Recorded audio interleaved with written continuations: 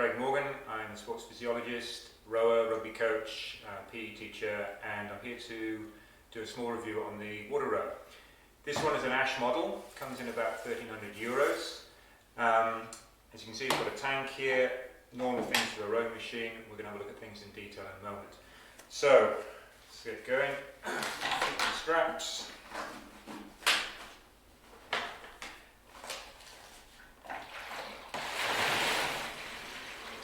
The thing I like about the Waterrower compared to the other machines is it's so quiet.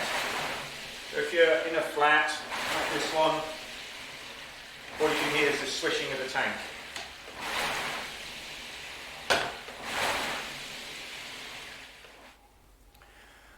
Okay, here's the monitor. It's fairly standard, I guess. It's you can measure. On here you've got various different options, and here you can select the unit, so we can go for 500 meters, miles per hour, meters per second. Then your splits on the 2K, watts, calories per hour. It needs an additional attachment to work with the watts very accurately, same with the calories per hour. So most people probably set it onto the 500 meter splits. Okay, so let's just get it going in a minute, see what happens. Put your stroke rate up here, your distance down here. Nice thing about it is it's nice and big, so if you're like me and you wear glasses, you can see what's going on when you're rowing. So one thing that's always bothered me about the Waterrower is the fact that the tank is set. You fill it to a certain amount and then the resistance doesn't change from that point on.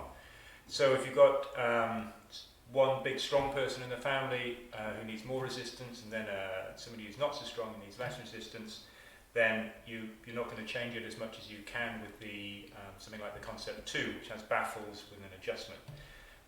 You fill up the tank here. There's a plug on that side. Once it's full, it's full. Occasionally you have to put chlorine in just to make sure it doesn't go smelly on you. Having said that, the fact that when you're in a boat and you're on the water, the resistance is set. You can't change that at all. So in that respect, it's actually really nice, and it does make a really lovely sound.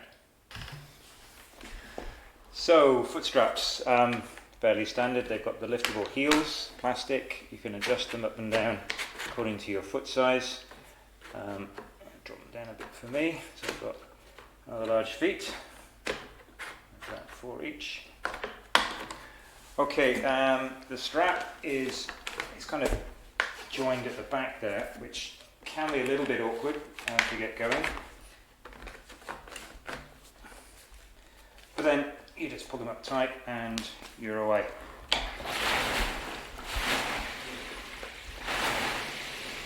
So the heels come up nicely. Feet are fairly tucked together. Concept 2 slightly wider apart, but it's very comfortable. The rowing action is actually really good. So the seat's pretty squidgy actually. It's better than softer than the Concept 2, I'd say. It rolls very smoothly. It's on plastic rollers, which is nice and quiet. Yeah. After a good session, your bum's going to hurt anyway, but this is a pretty good seat as they go.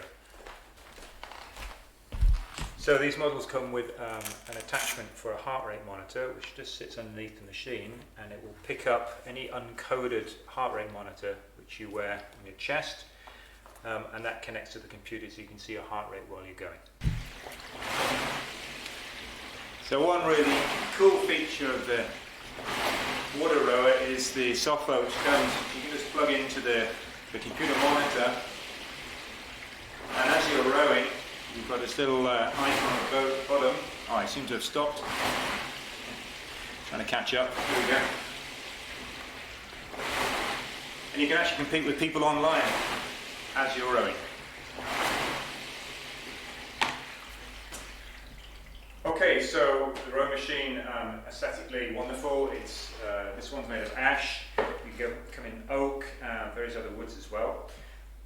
This piece is an optional extra, which is for your computer or your TV or whatever you're going to use while you're rowing to keep you from getting too bored. It's very, very quiet, suitable for any flat as well as a house. And one thing that's very nice about it is how it can store away.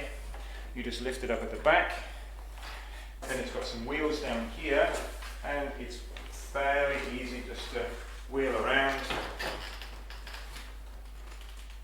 Up it goes against the wall, and that's it, stored, the Waterrower.